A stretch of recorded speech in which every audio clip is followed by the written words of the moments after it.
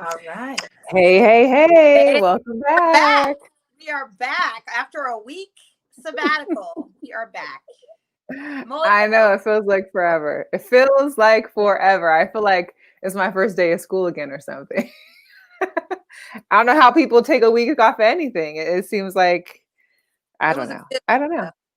It was a good week. I hope you had a great Yeah. Thanksgiving. I hope everybody out there had a great Thanksgiving, as best as we could. Social distancing, of course, and mine was pretty low key, chill. And it was good to see my parents virtually as they had their dinner, and my brother and I. And shout out to my brother who pretty much put everything together for Thanksgiving. He was Oh, the nice. dig. So shout out to you, Marcus. Shout out to you. Good job, Marcus. Way to hold it down. Oh, yeah. Ladies want a man out there that's a little domesticated, good in the kitchen and stuff. Hey. Totally single. Let's go. There he is. There he Yeah. is. There he is. Yeah. So whether you celebrated virtually or in person, whatever decisions you made, as long as you were safe and enjoyed it with friends or family or with your fur babies or whomever, we hope you had a good one and enjoyed what I like to tone now is called the week-long cyber sale. Like I don't think there should be a Black Friday, a Cyber Monday anymore. It should just make it one whole week because as soon as like Thanksgiving hit, there was Black Friday deals. Black Friday turned into Saturday and Sunday. Cyber Monday is still going on today and it's Wednesday. So I just feel like, why don't we just rename it like Cyber Week or something? Because the deals won't stop. Well, I here's feel the strategy on that. So if you do a Cyber Week, it's only a certain percentage off. If you specialize it as a Cyber Monday, it's probably even a bigger deal off. If you make it a whole Cyber Tuesday or if you dedicate these days, at least that's what Nordstrom's philosophy is. The bigger the discounts, the more the special event. It's kind of making you like wait for something. But to your point, yeah. All that, but yeah, I just guess I feel like I was getting the same emails from the same companies advertising the same percentages. Like it's still 30% off. It's still just a different day. Maybe it's a different, I don't know. Right now. So they probably said, we'll make it a limited time. But instead of it being limited, we're not selling. We just keep it rolling. So that could be that too. Just keep it rolling. You never know how it goes. Shoot. But that's all. That's good. That's good. We had good weeks.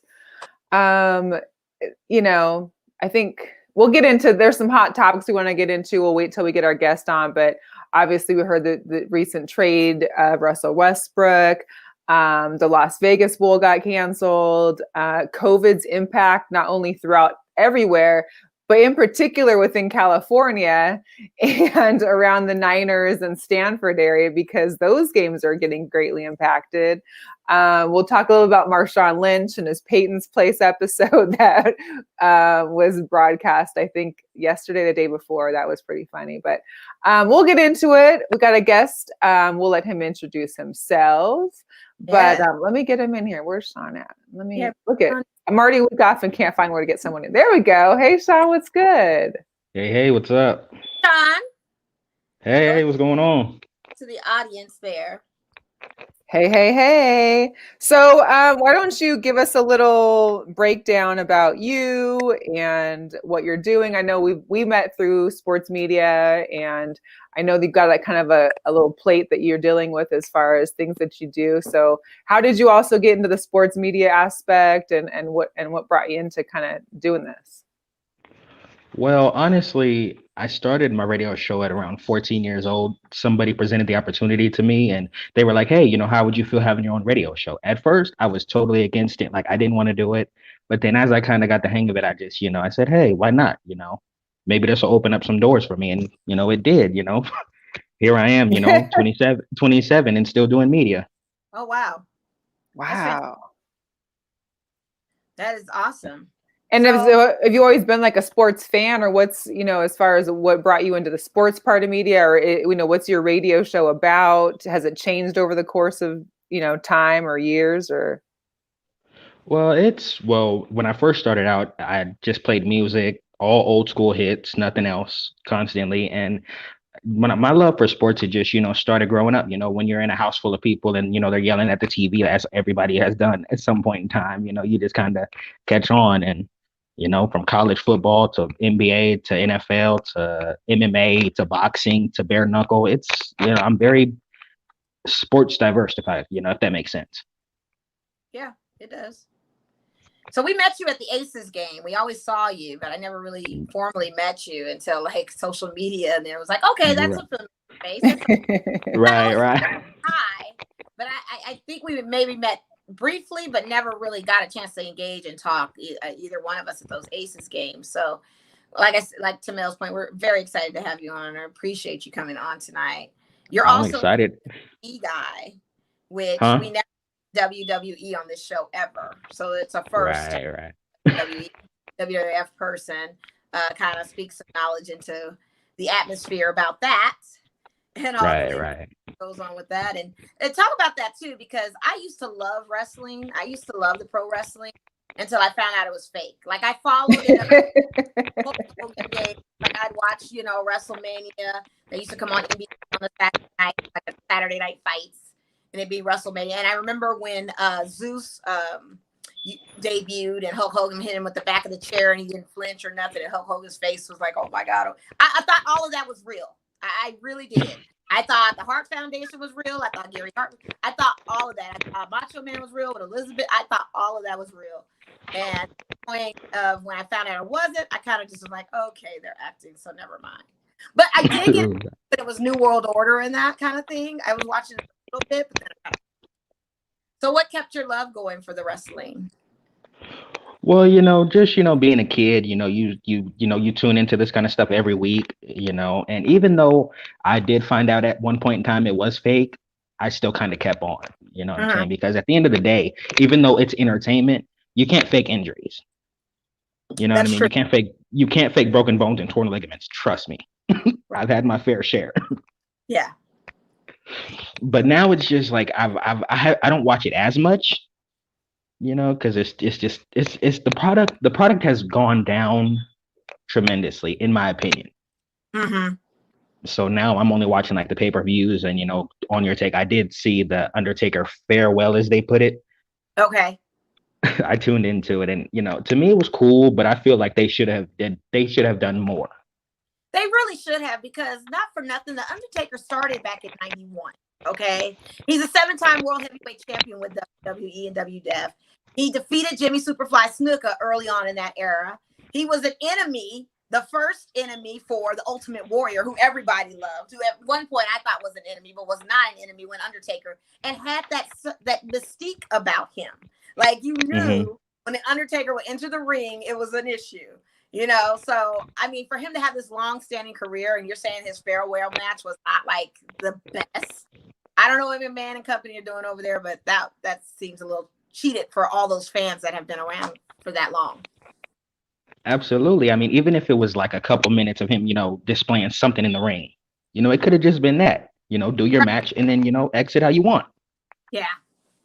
Yeah, I mean, that's a legend right there. Everybody would know that name. Even if you weren't watching or not watching, you knew who the Undertaker was. So he was creepy. He was like, he legitimately, as a younger kid, I was like, I don't want to even see this guy. I wouldn't want to see him in person. Walk down a dark alley. Of course, the way they do it is like this big show. So it's like dark lights and music, and he's got the full wardrobe on, long hair, the hat. It's all like black leather trench coat. Yes. He's gonna like bomb something or shoot something up. Like it was just, and it was great. Yeah. And never spoke. Like it was that stoic face, never spoke or said anything. Right. Like you just didn't know that was literally like death coming for you. I was like, God. Right. Well, shout out to everyone that's tuning in so far. I mean, I'm one of the people that probably gave up on wrestling. I mean, Hulk Hogan, Macho Man, Randy Savage. I mean, that was, I think, for me, just because I was young and wrestling seemed like the thing to do at that point, and that was always good. But I really haven't checked into it. Like I know there's a couple people in our group that post wrestling people, and I'm always like, who is this? Like I don't know who that is. Who's this chick? I don't know who this lady is or this guy. Like I'm totally completely lost. So now, I watched Total Divas because I like the twins, and one was dating John Cena, and I like the whole drama behind that as a reality show. I mean, I caught up on that because it was just a reality show. That kept me kind of interested. But shout out to those that do use our platform to post the wrestling, because it is some familiarity. Right. We don't, know too much about it. And I mean, to current day. But I know enough to keep up on the gossip. We knew The Rock came from a WWE. You know, we knew Tiny Lister came from the WWF. We knew like a lot of these actors. Then you have special guests that come on and that kind of thing. So it's still very interesting. I just know that one guy, The Miz, he actually was a real world. He was the real world star, like one of the first real worlds. He was that, and next thing you know, he's The Miz, and he's a professional wrestler. Yeah, he took on that persona real quick, and it worked for him. And I like The Miz. I was like, I was. It's so funny. Corny, but it worked. So yeah, it did. It worked for him. I don't know. And they had the Tough Enough show to show you like the behind the scenes of how to audition for the wrestling. And it is, to your point, Shon, that it is injury prone. Like they are really athletes. They are doing athletic things. It's a full body workout. It is a tough competition. It's real, like in that sense. It is definitely something that is a serious matter as far as the athleticism to it. There's nothing fake about that whatsoever. Right. Wow. Yeah. Well, I think that's enough of wrestling for me. But I appreciate the dialogue. We already had people. I know Arlington's in there. I know Arlington's a big wrestling guy too, so that's cool. So let's talk a little bit about the newest news. We'll just skip right into NBA. Of course, today it broke out that the Russell Westbrook trade went through for John Wall. So that means Russell Westbrook heads to the Wizards. And John Wall is headed to Houston to join Boogie Cousins, who had just signed there. I think just in the last couple of days or something, or confirmed over there. Houston, there may be a problem now. I mean, there could be some hype around Houston. What do you guys think? I think it's a problem trading a problem. How's Russell Westbrook going to work with Bradley Beal? This is the first time Russell has left the Western Conference to be an Eastern Conference player. He's a West Coast guy. Like, why is this happening? And it's dumping a problem. And they're getting a first round draft pick. Let's be clear from this trade. The Wizards get a first round draft pick. Cool for them. But I don't see it taking flight or going anywhere. I think it's going to fill seats when seats are available for folks. I think that's probably what you're going to see. But I need to understand how this dynamic is going to fully work. And I just honestly don't see it. John Wall hasn't played in the last 2 seasons. He's injury prone. What is that going to look like for a Houston team? Boogie Cousins, okay. Am I supposed to throw a parade? I'm not that excited. This trade to me made no sense. I'm not excited. I don't see why Westbrook wants to even go to the Wizards. Like, who says yes? And trading to the Wizards. He wants out, and I get it. But how desperate of the out do you want? I guess it's the payday. I didn't see the final wrote down of like what his pay or what his deal is going to be, but I'm guessing it's bread. I'm sure he's going to get the dollars, but it just doesn't make any sense. Shon, what's your thoughts on it? I mean, being that Harden and Westbrook are both ball dominant players at the guard position, it wasn't going to work anyway. I think every NBA fan knew that. So the trade had to happen. You know what I mean? And I think Westbrook will work better with Beal because Beal's not really ball dominant. He never was. So I think in that aspect it'll work. Now for John Wall and Harden, I think that's where it's going to be kind of like, okay, who does what? You know, because like you said, it's been what, 3 seasons that we haven't seen John Wall. And we know Harden's not giving up his ball handling. We know that for a fact. Right. Yeah, his selfish basketball will always be his selfish basketball. We know this. Yeah. I know the reason they both wanted out is because the GM did not consult them on any future prospects of trades or players coming to the team. They felt like they needed to have some input in that, and they didn't feel involved with the organization with that. So being the petty people that they are and bitter, they decided to leave, which I understand. It's fine. You're not included in the process. I would feel some type of way too if I'm the star athletes for that. But it wasn't going to work anyway. It was a recipe for disaster. With preseason starting December 11th, I'm going to be curious to see how all of this rolls out. I mean, it's very interesting. I'm more excited, if you will, about my boy King James right here getting that $80 million, which equates to him making $14,847 an hour. And I think it was like $1.36 a second. Yeah, crazy, stupid money. Rolls 2 years into 2023. Bronny gets out of high school. Will Bronny get drafted in the pros and play? He'll get to be a free agent. He can go meet up with his son for 1 year and be done. Like, this is going to be so interesting. And all it's predicating to me is I feel like the Lakers will have now back-to-back championships. So That's pretty much what it is. Throw that man his bag. He is now the greatest player who is going to be playing NBA for 20 years. Just in that longevity. Just a longevity player. He is the absolute best longevity player I've ever seen in my life. I definitely give him that. Yeah, you have to, because it's just unbelievable. And it's just a matter to see what he can do with this team. And to the whole Dennis Schroeder trying to say he's going to run the point. No, you're not. I mean, that was nice and facetious for you to say, but that's not realistic. You're coming off the bench like the rest of the folks that we have. You're not running the point. LeBron is running the point. Stop. Don't get Mo started on her Lakers or pedestal, because we'll be here on. No, I mean, you know, I just had to throw that in there because we haven't talked in a week, and that was last week. I know. I hear you. Stuff like that, and I had to just speak on it. But to your point, both of these trades are going to be interesting. All the trades coming up are interesting. This Christmas schedule is very interesting. Or even the Christmas schedule is live. That Christmas schedule is live. I don't like the matchups. I don't want to see us play Dallas. We're playing Clippers in the preseason game. But my thing is, there's 5. I mean, usually on Christmas Day, we got like 2 or 3 games. There's 5 games on Christmas. Yeah. And like, one is interrupting the Saints game for the Thursday football, and that's the Bucks game. I don't even know if people are going to watch that Bucks game.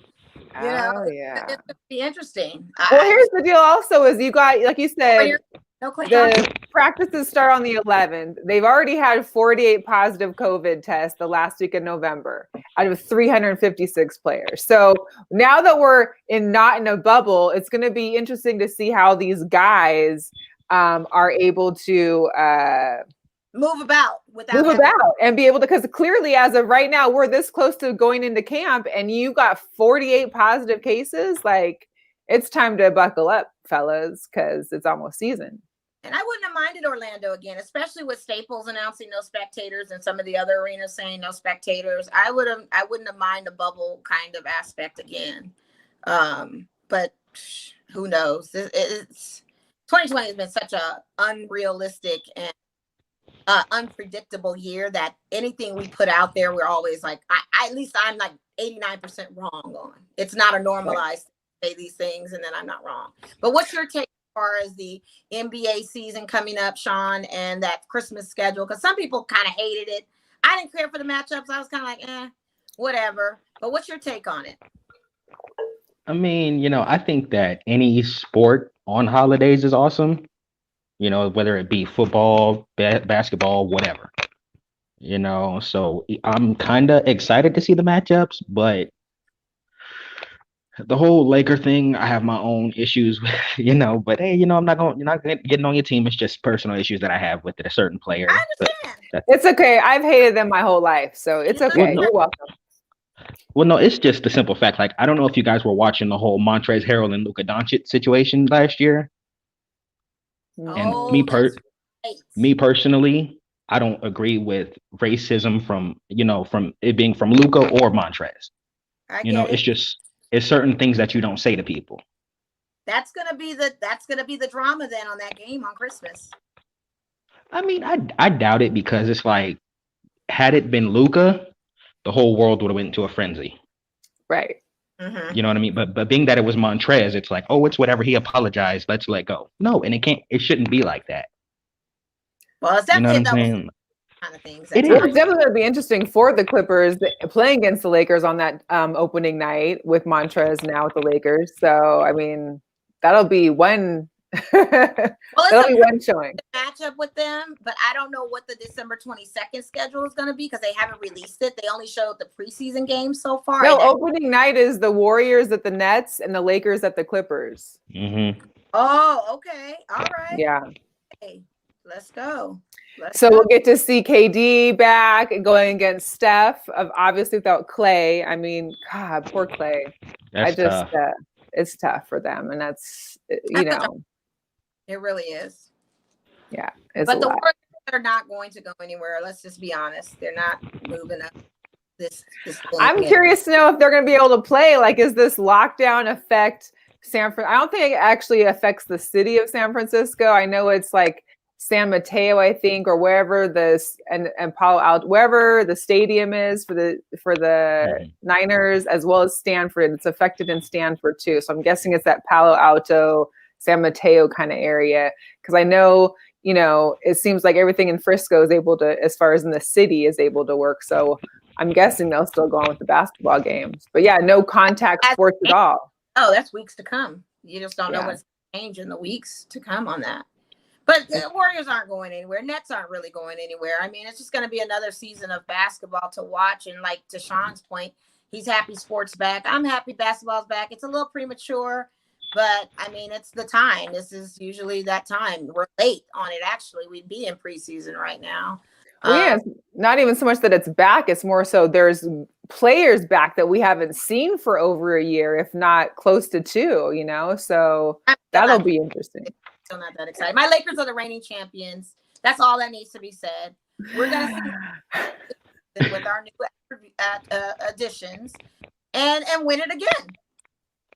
And for CP3 to go to Phoenix, okay, whatever. I thought CP3 gave all he had in that bubble. So I'd be curious to see how Phoenix does with him and Devin Booker. That's probably one I look forward to on that. I do look forward to seeing the Nets a little bit with the KD-Kyrie relationship and Steve Nash as the coach. I'm very curious to sip on tea on that. And that's about it. That's the only thing I have as far as excitement to it. And then we still don't know what Giannis is going to sign or if he's agreed with the Bucks yet. Contract's going to look like, because there's rumors that even Lakers or Golden State might still do a trade and trade their number one draft or their first round draft pick, James Wiseman, within that to get Giannis. So we don't even know what's going to happen. And if that happens, that's going to be making Golden State more interesting than what it is right now, for sure. So we'll see. I hope that wouldn't happen. Ooh. I wanted Giannis to go to Golden State, but I wanted Clay to be there too. I wanted it to be the 3 and the big juggernaut. I thought that was definitely going to be a contender for us. I wanted to see that contention. But that would have been nice. We don't know. But I mean, if you think about it, just picture Giannis in Golden State. You know what I mean? That's like a dominant super team right there. It is. That's what I'm saying. It's a strong contender. And he deserves it. I don't think he's going to get Absolutely. I don't think he's going to get it out of Milwaukee. It's one of those things. Like, he just does not have good pieces around him for the Bucks team to do what he needs to do. He deserves a ring. You're a reigning MVP of the league and you don't no championship in your future. Like, what? It makes no sense. MVP and championships go together on basketball. That's true. I think that goes hand in hand. So he deserves to be on a team that can give him a win, for sure. Steph says she doesn't want to see anybody go to Golden State. I mean, Steph, if you're confident in our Lakers, we won't have a problem. But I just like I like the competition. I like what it brings, you know? And I'm not a hater to Golden State. That's actually like my little second love team, because I like Steph and I like Clay and I like Draymond.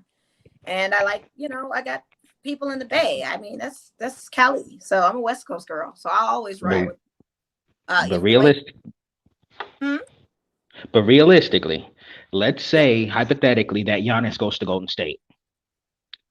And it is a Western Conference final match between Lakers and Warriors. Do you honestly say that the Lakers win with a healthy Clay and Curry? With Clay and Curry? And Giannis. It'd be a shooting game, and Lakers being a defensive team, they are. We don't have Dwight Howard nor JaVale McGee. We lost those bigs, and they're crucial. I'd say to go like a 7-game series, but I don't know if the Lakers can come out on top. AD and LeBron are the muscle, but I mean, we still have KCP. We still have our little what's his name? I can't remember right now. Caruso, yeah, Alex Caruso, our AC Bandit. I just don't think that's enough. Not for a juggernaut like Giannis. Like, you've got to see who can defend Giannis.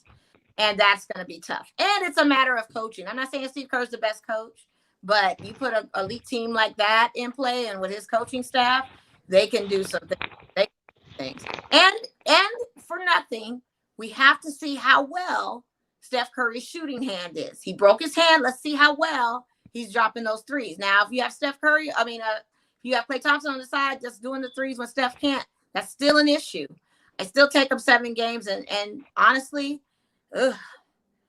I have to lean a little bit towards Golden State if we still had our bigs, but if we didn't, they would be a problem. They would be a problem. I'm just being real. I'm a diehard Lakers fan, Right. but I gotta be realistic. Giannis is a problem. He is a huge problem, and he only stays in the post, so that makes it even worse because now you have perimeter shooters out there like a Steph and a Clay. He don't need to shoot any shots. He just needs to stay under the goal, do rebounds, and do those slick shots there. Get fouled, go to the line. That's it. Like, that's where Giannis is most dominant. He's not a perimeter shooter. He's not any of those things. And that's what the Bucks forced him to do on their team. And that just doesn't work out for him. Yeah. So, It would definitely make some more ratings, that's for sure. I think absolutely. a lot of people kind of fell asleep in the NBA bubble. I mean, obviously we all watched the NBA because it was like the one big first sports back since we've been on the quarantine. But I think it kind of lackluster. Whoa. There we Earthquake go. at Shon's house. My bad. It's all good. I'm in a little space at the moment. That's all. It's all right. But I think, that would definitely bring some more ratings and get viewers to start watching it again. Because I think that coming into this season, people are like, oh, Lakers, oh, LeBron, AD, here we go again. And maybe aren't as excited about the season. Even like you said, you're not as excited to see some of these other players play that you hadn't seen over the bubble season. So it would definitely probably bring more people to come in and tune in. But yeah, let's hope. I mean, that would definitely be a ratings thing and a commercial. I mean, it'd be an NBA's dream to have that. And it's a money thing at the end of the day. So it makes sense. And I have been saying, even during the NBA season, this past season, that Giannis needed to go to Golden State or he would go to Golden State. And people always say, oh, no, he ain't going nowhere. And he may not. But I'm just saying, if he wants to win, that's probably where he needs to head. right. So, Most definitely. Well, let's move on a little bit. Just because we did meet with the WNBA, I wanted to, obviously we got the WNBA draft lottery is this Friday. So I'm kind of excited to see that, I don't really watch a lot of women's college basketball. Unfortunately, I need to do better at that. So this gives me an idea to see because usually during the draft lottery, they tell you about some of the players that'll be up for the draft. So it'll be interesting to see kind of who those players are, where they're coming from. I know we probably won't get a high draft pick because we did make it pretty far this last WNBA season. But I'm excited for the girls to be playing back.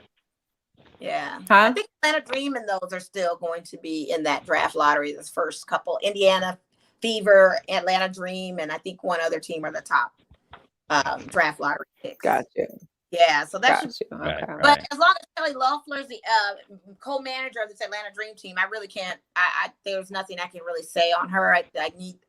I'm surprised that Kathy Engelbert, the rest of the league, have not scooted her on out.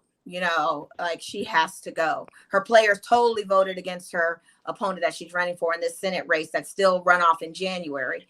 And why she's still owner of this team, I just do not know.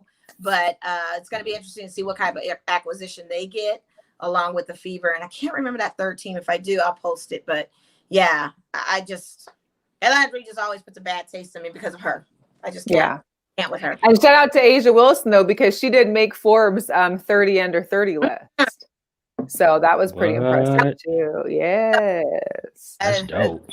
We got, did you already talk about Westbrook already? Sorry, whatever's clever, we did. But if you'd like to leave a comment on your thoughts on it, please let us know. What do you think? Is he going to work well with Bradley Beal? Shout out to Troy Brown Jr., who's still playing on the team, Las Vegas native, that's on the Washington Wizards. Okay. Drop your comments. You asking me? No, we're whoever just commented. Yeah. My bad. Yeah, we no worries. On it. Yeah, we are. You were just there. We all were just there when you thought. Touche. Let's see what else I wanted. I don't know if you guys want to touch upon the Tyson Jones fight. Yeah, we can because I'm glad I didn't pay for it. I was never, me, I don't pay for my pay-per-views like that. Yeah. But I was surprised to see how well Jones Jr. did as far as not get completely punished. Like I thought it was going to be done after like 1 or 2 rounds. Like I didn't think he'd have much to go for, but he stuck in there a little bit. It definitely wasn't a draw though. No, Tyson clearly won that match. I mean, 16 minutes within the second round, Roy Jones was clearly out of shape and winded. He was leaning on Tyson quite a bit. You mean to tell me that's already 4 minutes just going in the ring with Mike Tyson, who wore his nostalgic short shorts, the ones you see on Mike Tyson's Punch Out, and that was his thing. And that was my thing. I was like, what's up with the short shorts? Like, yeah, what are we I doing? played Mike Tyson's Punch Out, and I still couldn't beat Mike Tyson on the game. I never even could get past. The furthest I got on that game was Mr. Sandman. I couldn't pass him, and I got frustrated.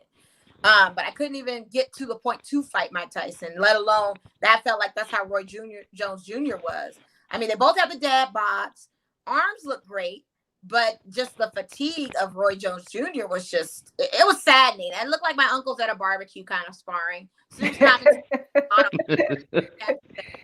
Hey, and Snoop, can we just all applaud Snoop on Snoop's job commentating? I mean, I think it was perfect. He has a perfect commentator. He did that for a Lakers game one time, and we loved it. I mean, he's the best at commentating on things that, you know, people personally feel and want to say, but can't say it. And he was able to have that platform to do so, being a pay-per-view with no filter or anything. Right. Right. I think the cards ahead were probably the most talked about thing, Of course. especially our poor Nate Robinson. I'm not even going to say poor Nate Robinson. I'm not even going to say that. I mean, here's the deal. I was rooting for him just because he's a Husky alumni. I'm always rooting for Nate no matter what. Now, the fight did not go well for him, and he got knocked out. Mm-hmm. But I don't see why people are so concerned as to why he even tried. Why does it matter if he tried? Like, he went in there, he still made money, he lost. I mean, what can you do? But you disrespected a sport that people are working their hard butts off for. You do not train in August for a fight in November when you've never boxed before. Yes, you have athleticism, but boxing is a totally different science. You're going up against a guy and talking mess about a guy who has taken up boxing for over 6 years and has won his match.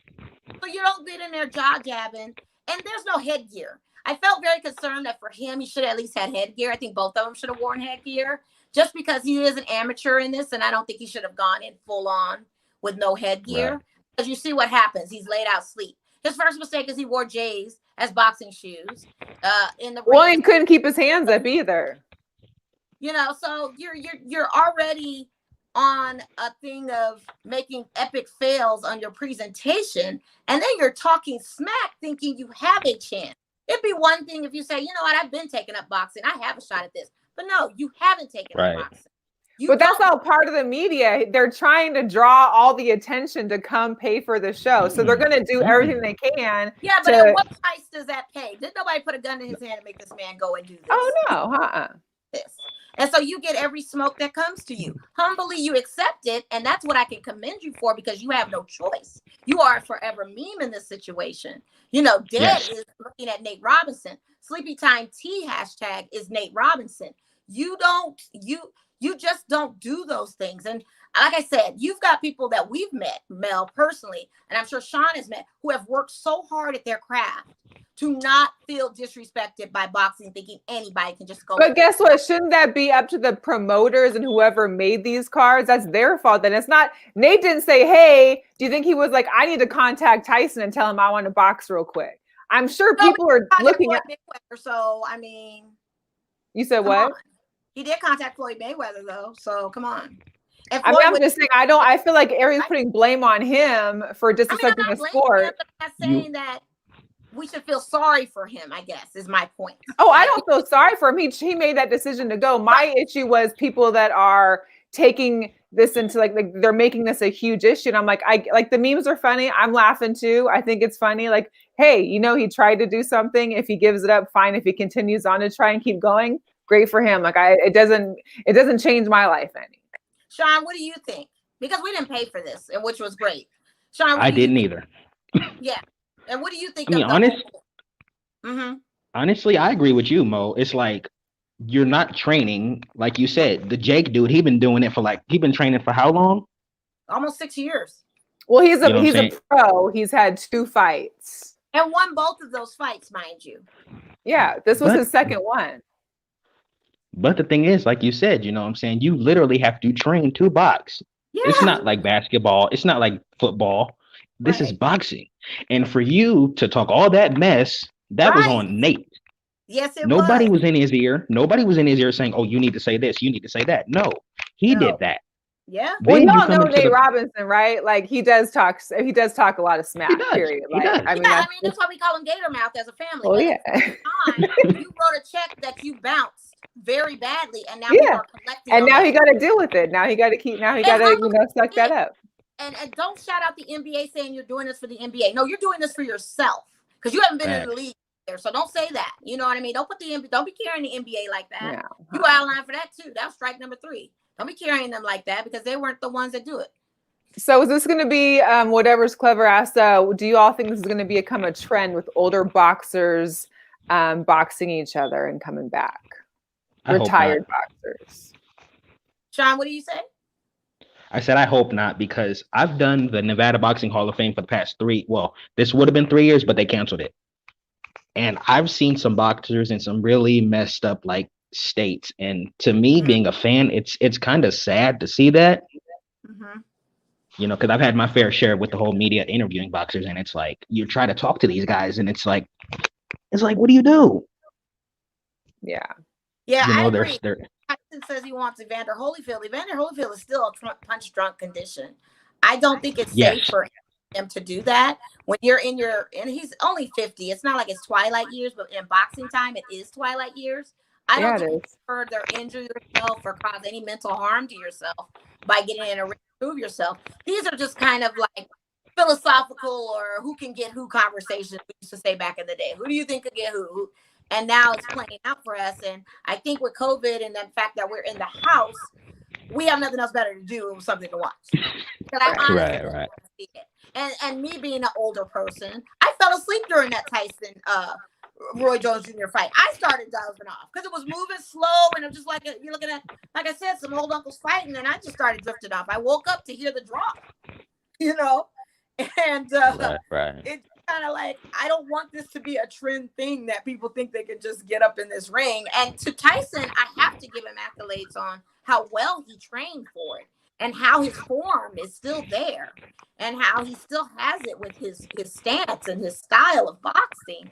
I have to credit to him on that, because if he does decide to make it somewhat another career, I wish him luck, but I wouldn't want to see him do it.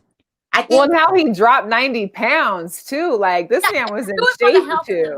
The fitness, do it for that, but don't go back into the career. We got an Errol Spence fight this weekend. With Garcia. I can't wait for that. Talk about that. A welterweight title fight is this weekend. Let's give it up to the young people. Why can't the young people thrive? Why do we have to keep going back to the golden ages to not see and to take away from the young and up and comers like a Clarissa Shields, like Amanda Nunes in the UFC and all of those, and now Errol Spence fighting this fight on this Friday? Like, why do we have to keep highlighting the old heads when we got some new up and comers? Because people still want their name out there. They still want to have their name out there. They still want to be talked about. Mike Tyson ain't going nowhere. Mike Tyson is a synonymous name to boxing. It is never going anywhere. It's like Michael Jordan. But he wasn't trending until the last month or two. But you know what I think it is? Some of these boxers have so much love for the game, they don't know when to let go. Yeah. You know, and that's something that I saw when I was around all these boxers, you know, for those two years that I did the Nevada Boxing Hall of Fame. There was so much conversations about, oh, well, I want to fight you. I want to fight you. And it's like, y'all are retired. Y'all like could chill. But maybe it's going to be something like a big three. Like, look at all these retired basketball players that still want to play the game. And maybe there'll be some way for these retired boxers to then have some kind of functional, I guess. Well, make it 6 rounds. Don't make it 8 and keep it 2 minutes. That was too much. So they don't get hurt. You know, that's the thing. I worry about the more lights out type punches. There were rules to this match. It was considered an exhibition match. They said if there was a cut on any of the opponent's bodies, they were going to end the fight. It was a lot of rules and stipulations to this fight with Tyson and Roy Jones Jr. So you have to have those kind of rules in place if they're going to do something like that, because it is a serious kind of sport where it can make or break you, literally and figuratively. So facts. I don't know. Let's get into a little bit of NFL before we can get into our pick'ems as well. Here's the deal. We all know my conspiracy theory. Whenever Russell and Sierra post something within about 1 day of a game, they lose. It happened for 3 games. So, somebody had hit me last week because even though we didn't play until Monday, someone hit me like on Thursday with something that Russell posted. And I was like, it's okay. We don't play till Monday. We're going to be okay. Well, lo and behold, I had hit Mo on Sunday because Russell Wilson decides to post, it was his birthday. Him and Sierra had this wonderful romantic dinner. There was a lot of like different Instagram stories. And I'm like, but the game is tomorrow. If we lose this game. Posts though. How do we know these are not late posts? I don't, but that's the thing. And he decides to post it on Sunday. Post it after the game. Post it after the game. My thing is, it's happening. His birthday ends up being the day before a big game. It's a away game. It's anywhere time we have to fly clear across the country to go play a football game. I'm a little bit worried. Yeah, maybe it was Friday night. He just decided to post a picture on Saturday. You don't have to post right in the moment. Maybe maybe that's the case, and hence why they still won. So my theory at this point has been stopped because at least for this point in time, it did not happen. The Seahawks beat the Eagles, even though the Eagles actually, even though the first quarter was terrible, they showed a little life, but they struggled completely. I don't know how Carson Wentz is getting the paycheck he's getting because this man is just terrible. I mean, it's not really terrible. His line is terrible. He was throwing. His passes aren't even accurate though. Yeah, true. But it's just one of those things. You guys in the Seahawks, your games are never, ever like the best competition game. They're always stressful games. Yeah. Why is that? Because that's how it is. But I will say this. It was nice to actually we had our center back. We had Shaquille Griffin back. We had Chris Carson back. So to be able to have our full defense that has actually played now except for Shaquille has played 2 consecutive games together and not been substituted around because of injuries, and having our center back and having Chris Carson and Carlos Hyde in the running game. I think if we can just stay intact and no more injuries, I think that's going to be a great sign for us. Your best weapons are Jamal Adams and DK Metcalf, who to me is a 30-year-old man on the field. I'm sorry.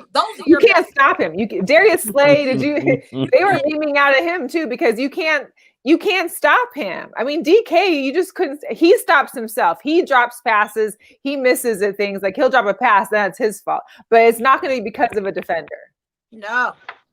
He's all time. Jamal Adams had a great defensive game on Monday night. I only watched the first half because I just couldn't.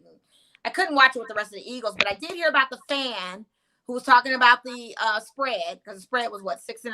6.5. And he wrote to Roger Goodell on the upset of the 2-point play. But see, what they don't understand is the Eagles always go for a 2-point conversion. That's just what they do.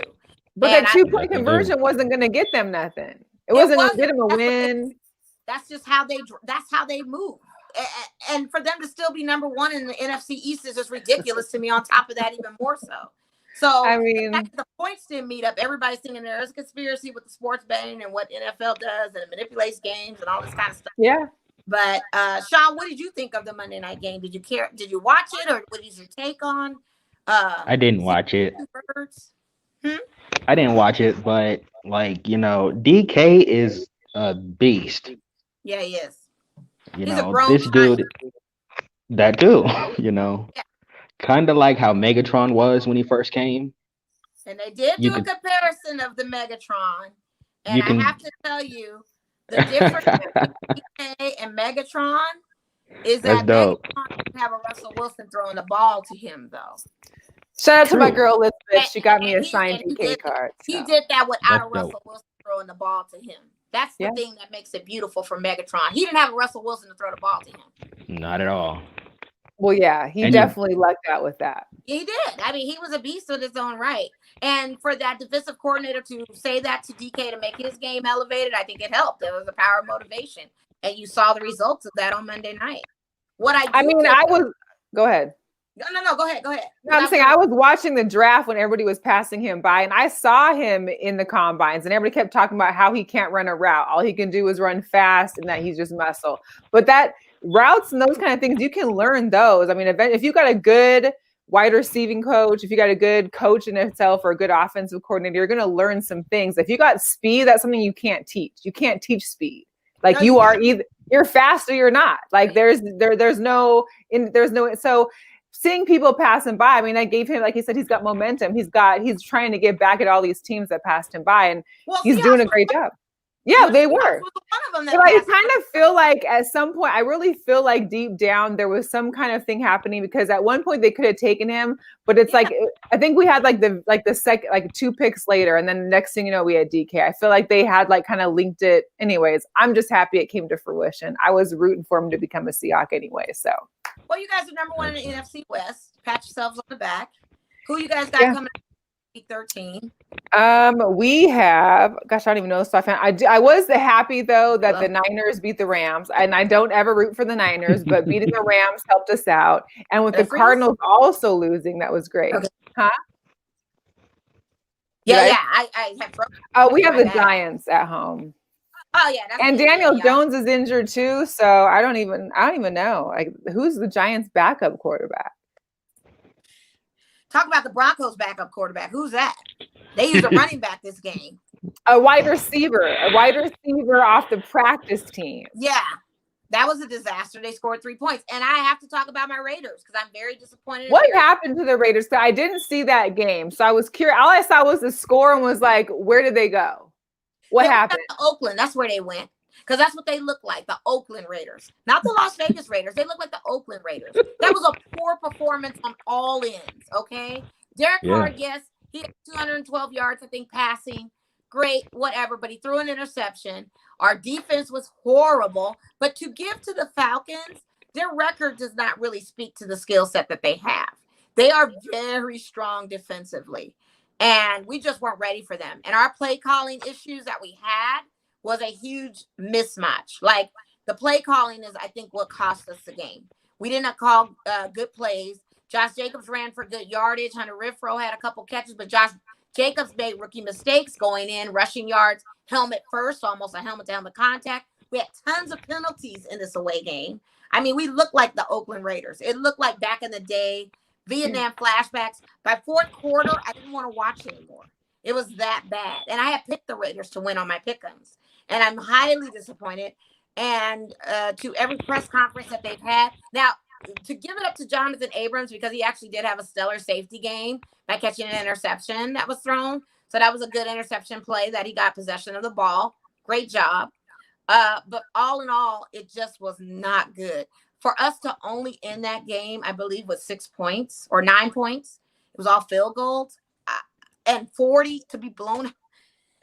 So here's the question. Is this Raiders team going to go back to where they were, or did something happen that dropped them down to what we just saw? Because we had a team that had just broken through COVID and had all their defensive guys off COVID lists and injuries, and they did fairly well against Kansas City for that first half a couple weeks ago.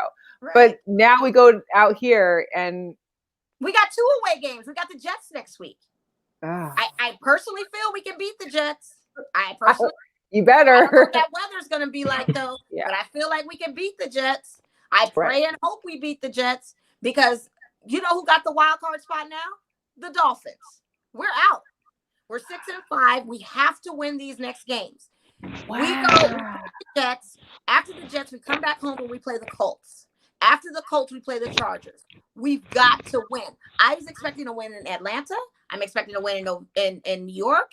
And then I was expecting a possible L back at home with the Colts, because they only got the Colts 3.5 on the spread. So we don't know. But after that, I figured we'd be at least 8-4, headed to a wild card draw. And now we're back at 6-5 looking stupid. So I don't know. I really don't know. We've got to get it together. We've got weapons. Derek Carr has had an amazing offensive play so far this season, being a Las Vegas Raider. We look like Oakland Raiders this past Sunday. I was highly disappointed, highly upset. And I just can't believe we're here in this place again. But I'm not surprised because it's Raiders. Shon, who's your team? Honestly, I'm so much of like a player type person rather than an actual team. Yeah, because I love college sports so much. Okay. Like, honestly, college sports, I'd rather watch that than professional. Well, we have to You know, talk you about just, college too. But real quick, I've got to talk about these Baltimore Ravens and the fact that we've canceled 2 games on the courtesy of them with the Pittsburgh Steelers. I think I'm it was 3 games. They canceled Thursday, Sunday, Monday, and played Wednesday. And that should have been a forfeit, quite honestly, because I don't think that's fair at all. Now the Steelers don't have a bye week at all. I hope they win every single game that they play. I'm rooting for the Steelers at this point because that's not fair. How you not going to give them a bye week now just on the fact that one of the coaches and stuff passed COVID all through the team in violation of protocols, mind you, and you have to reschedule 3 games to play what is this, Wednesday afternoon? And a Wednesday At afternoon. noon, 12:30. Like, really? And have RG3 start for Lamar Jackson. It actually did pretty good. I mean, I was impressed by They kept in the game for the most part. I was like, I went, it's not third fair. quarter was still 12-7. It's not fair. They don't have a bye week. Steelers going forward have no bye week. They're the only team without a break. I want them to win it all at this point. That's how I feel right now, just out of principle for them getting cheated out of a bye week. Had they said, you know what, if there's too many COVID cases, the result is a forfeit of the game. And they could have had a bye week this week and waited till next week. But that's not fair. It just really isn't. You push this game back so much, inconvenience me and everybody else on fantasy and pick'ems and anybody else. The fantasy was terrible this week. Ugh. It was awful. It was awful. I didn't have a chance on anything. Yeah, no worries. Yeah. Yeah, I can't.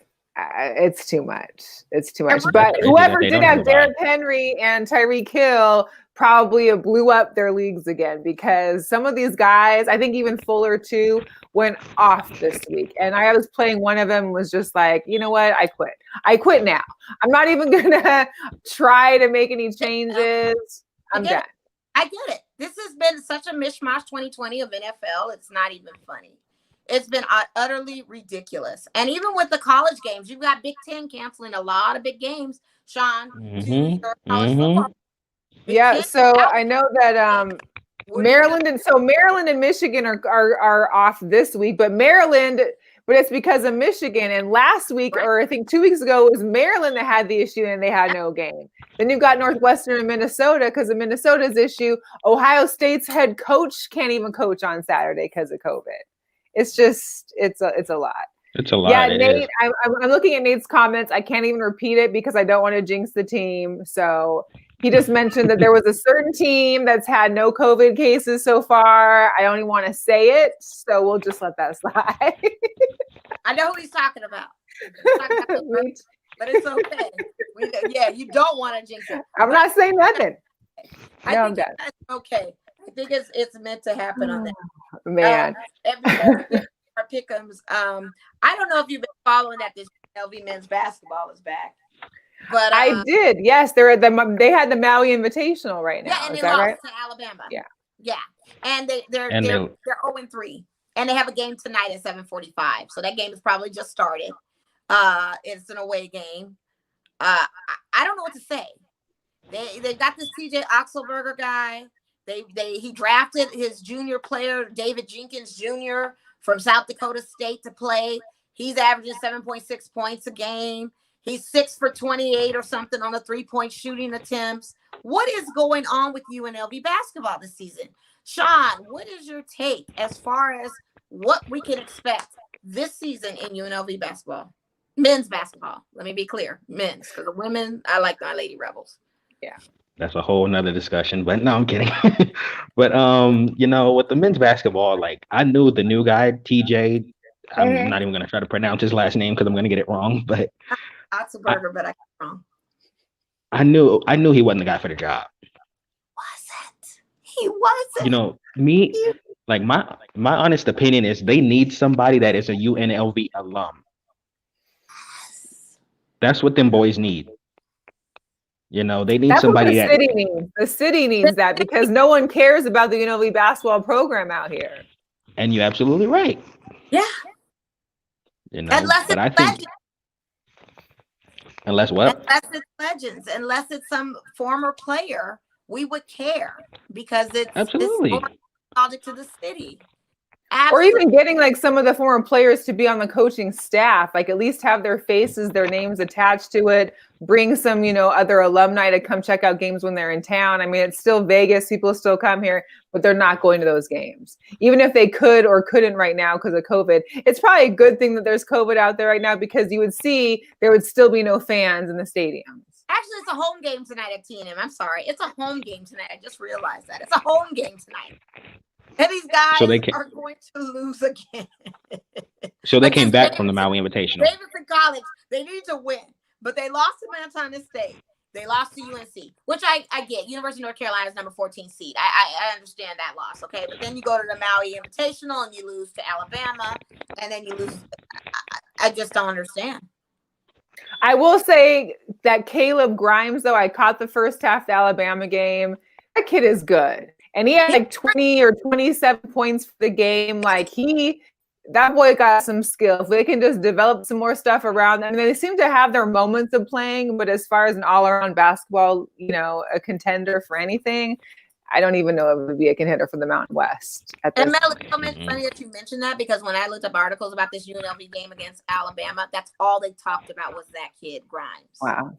That's all it, because he was the highlight of the game. Well, and I think he's with UNLV because of the head coach, TJ. I think TJ knew him from high school or something, or whatever high school he went to. I can't remember. There was some story about it. Well, David Jenkins was recruited from South Dakota State. It's his junior year. He's supposed to be that guard, but he's not a guard that necessarily plays competitive basketball with some of the like.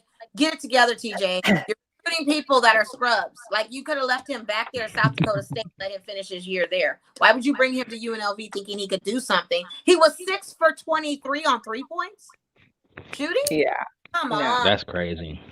We're not gonna win no kind of conference championship or championship of that matter with this. No, not until the Running Rebels get an alumni in there, they're not gonna be good. Yeah, you're right. Do you think maybe it's like the athletic director's job within her, or I don't know if it's still her or not, but it seems like all your programs are failing. Like, what's happening? It's her. We've talked about it. Yeah, It's maybe a thing where the director is not the right person for the job. And the recruiting aspect of it is still lackluster. We still have a lot of work to do with recruiting. On all avenues. Mm-hmm. And I don't know if that tide is gonna. Yeah. It is the recruiting. You're right. It's definitely that. I mean, who wants to come to Vegas when you're 21 and older or young? Like, you don't offer any good incentive to be here for a certain time. None. They don't. Yes. Golf, yes. Let's get into. I wanted to do a couple girl powers real quick, and then we can get right into Week 13 pick'ems. As far I know, we'd all heard about Sarah Fuller and her playing for Vanderbilt, and she was the first female to play in a Power 5 football game on Saturday. Some guys out there, or people in general, felt that they didn't care, but I feel like it's more important than that, huh? She was the kicker, correct? Yeah, she's also a goaltender for the soccer team who just won back-to-back championships. But I actually read up on her, and she has way more than just being a girl that played football. Like, this girl has actually had to endure a lot of setbacks in regard. She had an injury before her freshman year, couldn't play. She had a back injury 2 years later, couldn't play. This summer, before the season started for soccer, she hurt her foot, couldn't play for 4 games. Then she started. So it's like she's letting girls know that there is a way, as long as you put in your best effort and you keep on trying. You're going to fail, keep on trying. So, yeah. I mean, somebody, her kick wasn't great that she had, but it did what it had to do. It got past a certain yard line. They had to stop the ball. They didn't even score. And Vanderbilt's football team is just not great. So they played Missouri. So what can you do, right? Yeah. I don't know. But congratulations to her. I mean, that was just, and then there's also this girl that, it's a huge moment in college football. I mean, the third woman to ever play any college football game, let alone to play in a Power 5 football. That's right. Huge. It's a huge moment. Huge. Like, you can't negate that, regardless of how well she did or whatever. Monumental. It's her story. It really is. Yeah. And there's also, I've kind of been trying to get back into college basketball with men and women, but Dee Richards, a guard for Baylor. This girl got hurt in practice on the 24th of October. They thought she was paralyzed. Like she had a spinal injury. She was temporarily paralyzed. October 24th. Do you know what today is? Or yesterday was when she played? December 1st. This girl, I think like 2 weeks later, was able to walk on her own without any canes or help. And by, I think, the 22nd of November, she was shooting again. So she went from being almost paralyzed and basically paralyzed for a couple of weeks in the end of October to being the first day of December and playing in her first game. So that's dedication. Because if I get that hurt, I'm kind of like done. Like, That's dope, though. I don't know about all that, but yeah, that's a great accomplishment for her. Yeah, kudos. For sure. And even go ahead. But no, I was gonna say, even like, for the female kicker at Vanderbilt, in my high school, my freshman year, I saw a woman kicker on the team, and then I went to another high school and we had a girl wide receiver. Wow. And I thought it was dope. That is dope. Well, and I think women have to understand that, yeah, if you go into it knowing that you're going to get hit like a man. So you just got to be able to know that if you can take that hit, go for it. Like, I have no problem with that. But you got to realize they're not going to play nice to you because you a female. Like, you have to take those hits like you one of the guys. So respect. And that's probably, I know I wouldn't want to take those hits. And to touch on that, I have a funny story. Go ahead. The same girl who was a wide receiver on the team, right? She caught the ball, she runs a couple yards, and she gets hit by this dude. And after the game, she goes up and asks him for her number, for his number. It was the funniest thing. Maybe they live happily ever after. Who knows? They could be together. I know, right? Now. Talk about him putting his pride aside to say, you know what, she's legit in all time. I'm gonna give her right. Yeah. Oh my goodness. So hey, we're gonna do week 13 pick'ems. There is no Thursday night football, but even though week 12 was the longest week in football history. There's no week. Tell the audience why there is no Thursday night football, because the Ravens were supposed to play tomorrow. Now it's on Monday. Thursday night football. They can't play back to back. Just someone's teacher's pet around here. So inconveniencing everything like that.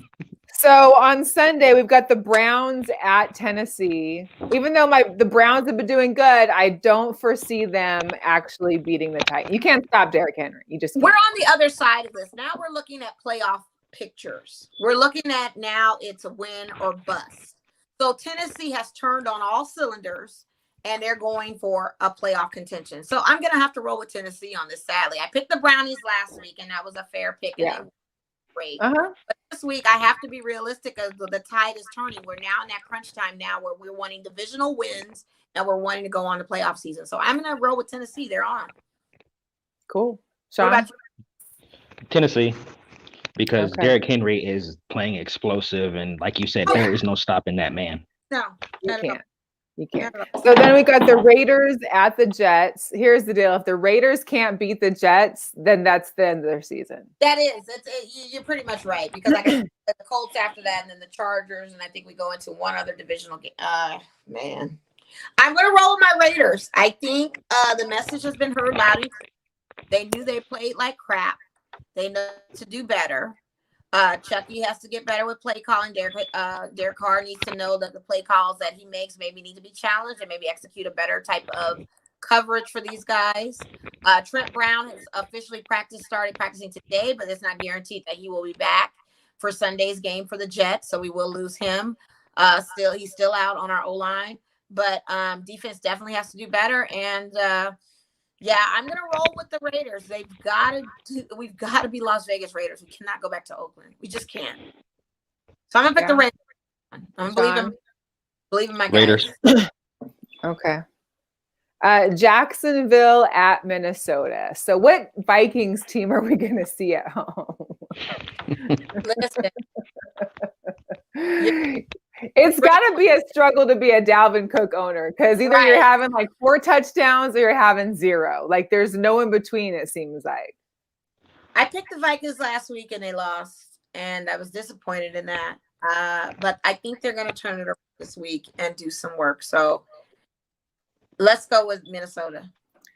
I'm going to pick Jacksonville just because I know the last time I picked them, they lost. I still have a little faith that they can at least win another game out there. I mean, this is kind of a crapshoot game here. I just feel like I would expect more from Minnesota, but at the same time I've expected from them before, and it's cost me in the long run. So, Shon? Honestly, if Thielen, Jefferson, and Rudolph all ball out, it's going Vikings. Well, but look what it takes all three of them to ball out, though. I mean, that's what I'm saying. If still questionable, Thielen's still out on an injury, so I don't know. Is he? Oh, he came back last week. He came back last week, didn't he?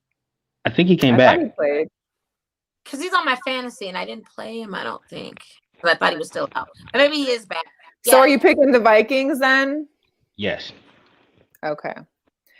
Cincinnati at Miami. I think Miami's going to come back and grab this one. Shout out to Brian Salmon because he actually, remember he said that we talked about the Dolphins in Denver and that the Dolphins were going to win. He said, nope, Denver's going to win this one. That was 2 weeks ago, and he got it right.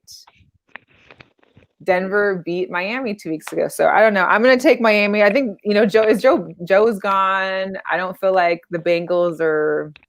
The Bengals can't do anything without Joe Burrows, and he could barely do anything with the Bengals line that he had. Joe Mixon has been out. Mixon's been out on injury for weeks now.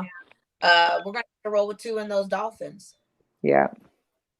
Shon? And they're 7-4. Shout out to Mike Dixon. I mean, he's looking great right now. He finally has some bragging points. Shout out to Mike Dixon and the Vegas Sports Daily. We definitely always love our guys over there. Where we also stream our show too. Shameless plug. Check us out on VegasSportsDaily. Well.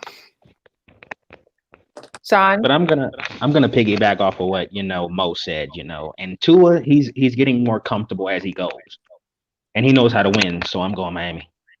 Well, he'll be at home. He knows how to win at home. That's for one thing. Right. Yeah. Definitely. So here's one: Colts at Texans. The Texans had that big blowout of the Lions, basically caused who am I thinking? The head coach for the Lions got canned, Patricia, and their general manager got canned.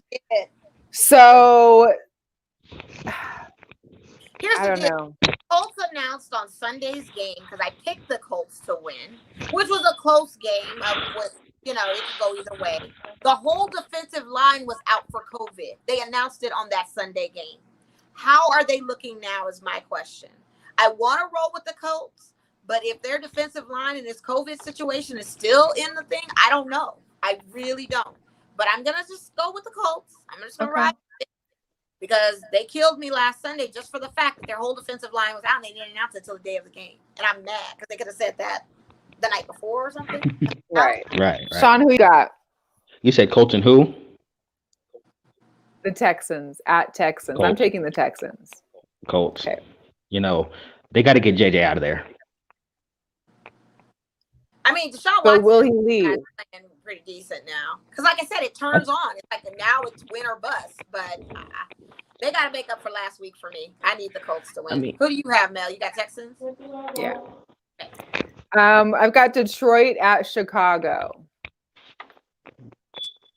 Bears. Lord. I'm only going to take the Bears because their defense, and even though they've been, they really struggle on the offense. Both of them are trash teams. I don't even know what to say. The Bears are dysfunctional. That's their problem. Yeah, and Detroit doesn't have a coach right now. The function is still there, even though they got rid of Matt Patricia. I think they'll win because Matt Patricia's gone. Okay, roll with it. Just gotta go with it. Watch, because that was one of those games I was not gonna watch. But it'll make it interesting now since Matt Patricia's there. The Saints at the Falcons. Listen, those birds gave it to us. Yeah, are they back though? But will there be like a Teddy? Will Teddy be able to handle it? Or I'm sorry, Jameis. Oh, Jameis Winston. Yeah. Are they playing Jameis Winston because they were using another second string quarterback? Or Tyson Hill? I don't know if they'll use Hill. See, they've been using him because they haven't used Jameis, and that's why it's been controversial because they're like, well, why aren't you starting Jameis instead of? I don't know. I don't know, but I will go with the Saints. Saints is my second team. I'm gonna roll with the Saints. The one time I pick them, every time I don't go against them, they win. So if I pick them, I'm just gonna go with them. Yeah, Shon. Falcons. Okay. Hey, fair. It's fair. Giants at Seattle. I'm just going with the Seattle. I mean, Oh yeah, we're gonna roll with Seattle on that. Seattle. Shon. Yeah. All I got is say. The Rams at the Cardinals. This is another big NFC West. This one's gonna be good. Both of them had losses in week 12. Both of them. So it's coming down to the matter of what Sean McVay is going to do. Aaron Donald is looking really, really good for his size. Yes. And the thing is, as of right now, Kyler Murray, they have him as questionable. Of course, he'll be fine, I'm sure, by Sunday. But how much was he hurt before? What's going on with him? I'm curious to know. These are one of those games that's so tough. But I'm a roll with the Rams to see what it does. I'm going Rams too, only because I feel like the defense is going to outweigh their offense at some point. And Kyler's offense didn't even show up last week, right? No, where was Larry Fitzgerald and everybody? Like, I'm looking for old man Larry. Where's DeAndre at? I mean, yeah. You have game-winning touchdown toss-ups, but then you just go disappear the next week. Like, you can't do that.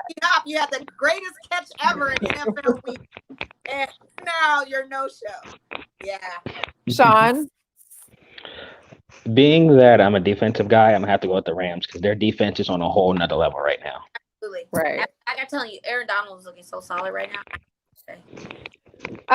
Patriots at the Chargers. Listen, I hope the Chargers can get a new coach and let this Justin Herbert just flourish with somebody new that can help him get wins and a new defense too, of course.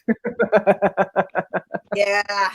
It's going to come down to coaching, and I feel like since the Patriots won last week, which was, a victory I wasn't really expecting, but it happened because it's Belichick. I feel like take the Chargers. I think we're on the downside of the downturn of the Chargers. So I don't see them winning this week at all. I'm going to go with the Chargers because I'm going to have a little bit of faith in just the quarterback situation. I'm hoping on a prayer because depending on what can we get, we may not need too much defense from the Chargers. So I don't know. Shon, what do you think? As much as I don't like this team, I'm going to have to roll with the Patriots. Okay. I'm just looking at the coaching side of it. Yeah, and I know COVID camp has been very different and weird, and outfit choices have always been consistent, though. That's the only thing that shows. That's the only thing consistent. Yeah. I just don't – I just think it comes down to coaching. I think Belichick – I think, like I said, we're on the side of win or bust, and with Belichick, he doesn't like to lose, and at all costs now. So I'm just thinking. Yeah. Facts. Eagles at Green Bay. I think the Green Bay Eagles are done. Rodgers is back. Yeah, for sure. Back. He's actually in an MVP talk, to be quite honest with you, which is crazy to me. I don't know why Russell Wilson isn't in the talk, but he's there just a lot smaller these days. Yeah. No pun intended. I think he needs to be in there. Devontae Adams is falling out. I just need to see good work on that. Shon? Much as I don't want to, I'm going to go with the Packers. Okay. I got Broncos at the Chiefs. I don't even know if we need to talk about this one. Okay. We know. I got the Washington football team at Pittsburgh. I mean, it might give all the way. Huh? No, I'm saying Washington's defense has been pretty good, but it's not going to stop the Steelers.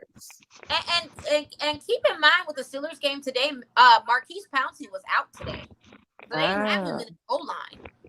And they still were able to manage to move the ball and do field goals, of course, and do some other scoring. I had taken a little power nap during the game, so I fell asleep. But for what I saw, with no Marquise Pouncey, they still was able to complete the job. And if he's not in this week, they still can even do it against the Washington team. So I'm going with those Steelers. Yeah. Same. Big Ben is back, man. Big Ben is, woo. Don't count that old man out. His body, he must have got that body rejuvenation. Because he is on. Shon, are you with the Steelers as well? I'm assuming? Steelers. Okay. Buffalo at San Francisco. Now, Frisco's getting a few of their players back. Sherman's obviously back. They still are without. I think they're still without Jimmy G though, and I believe they're because Is Kittle back too? no, I think Kittle's out for the year. That's I thought. right. What? So Mullins is you can't really trust in Mullins too well. The only reason why they won last week is because they got when they did all right to where they got within field goal range and what's his name? Is it Gold? I don't know. He kicked the winning field goal for them. Gold. So yeah. I'm gonna go with Buffalo just because I'm done rooting for the Niners. And I need everybody in the NFC West to just I'm rolling with Buffalo. They're solid and legit. yeah. They're just a legitimate team. They shake here and there though. I mean, they didn't play a good game. Was it last week or the week before? I can't remember. It was the game after us. They didn't play good. Yeah, week before. But I think again, this is week 13. It's time for it's no play. Buffalo. Right. Yeah, I'm gonna roll. Even though I think Kyle Shanahan is amazing as a coach. I think he proved that going up against his Rams team. Buffalo. I'm still gonna roll with Buffalo. Well, shout out to Stacy, SC the second. So he says that they have a legit shot for an upset. I mean, if anybody could, here's the deal: any given Sunday, or in this case, any given Monday, for sure it can happen. And they have a great defense. But was it enough to stop all the power that the Steelers have? Washington. Washington gets close, but they never make it. They can't close. That's their issue. They just can't close. Maybe they're turning on the engines now. Alex Smith is going to keep on pushing forward and get these guys where they have to go this game. Who knows? I'd be happy if they did. I think the Steelers will win, but I'll be happy if Washington wins. Yeah, but I don't think Washington's a team that's going to beat the Steelers like that. Yeah. It's a possibility. Who do you have on? It really is. It really is, Shon. It really is. But I just, I don't know. I just think with Washington, they have such a young defense. All of them are growing together. You know what I mean? Yeah. Like, even though they have their mix of veterans, everybody is kind of growing together and really like on the same page, kind of. But with Steelers no huddle offense, I mean, it proves to be working for them. Oh, absolutely. Again, I just don't know. Last game, I'm sorry. There's 2 games on Monday and 1 on Tuesday. So we've got another long week of football. Well, I guess not as long since there's nothing tomorrow. But we've got the Cowboys at the Ravens on Tuesday. I thought I got it pushed to Monday, but no, it got pushed to Tuesday. So it's not going to be Dallas. Ravens. And did you see Jerry Jones' comment about how he had no sympathy for the Broncos for having to play a rookie or a young quarterback? My thing is, you lost Dak. Okay, that was huge. That was big. We get it. Denver had no quarterback at all. How can you say? Right. So for Jerry to say that he has no like he understands how that is. You don't. You had a backup. You got a backup and a third string quarterback. Denver had no quarterback. Come on. Jerry Jones has no compassion for anything. And honestly, he's getting his karma right now. So I'm good. Yeah. Cowboys are going to do. It's very clear and obvious. It could be the Jets, and I still pick the Jets over the Cowboys. Like I said, Cowboys themselves. I'll never pick them, ever. Out there, you still got Khalil Mack, you still got CD Lamb and all these people, you still can't do nothing? Like, stop it. I don't want to hear it. At all. I'm assuming we're all going with Baltimore here. Oh, of course we are. Okay. Yes. All right. Got it. All right, Shon, we appreciate you. We've gone a little extended this time just because we continue to talk. It was good to talk with you about a little wrestling, to learn a few things. Let people know where they can find you as far as Twitter or Instagram or however you like to send people in the social media way. Yeah, everybody can follow me at Shon the Don, exactly how it's spelled in my username on here, 9093 on Instagram. Right on. Very good. That's good. Well, thank you for joining us. We can't wait to see you back outside when there's no COVID. And I know, right? I can't wait. Thank you guys so much for having me. I appreciate you guys, letting me on the show. I've been watching for a minute, and I'm just happy to be involved. Whenever you guys, need me, I'm here. We talk about anything. I'm open to everything. Thank you guys again. I appreciate it so much. Thank Yeah, you. thank We'll you. check you later. Everybody have a good night. We will see you You too. next Wednesday. Make sure you tune in, share, like, subscribe, YouTube, Facebook, Twitter, all the social media, and we'll check you next week. Yeah, All sounds right. good. All right. Bye. All right.